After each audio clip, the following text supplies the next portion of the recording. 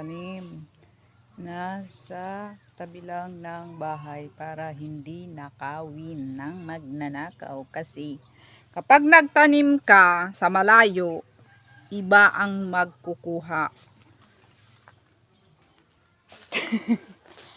Ayan, tanim niya ni Auntie Ali.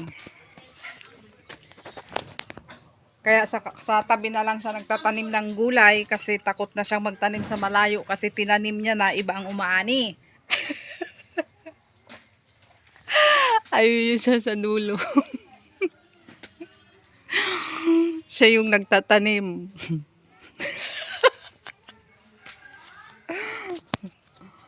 Oh, di ba lupa nila yan oh. Lawak no.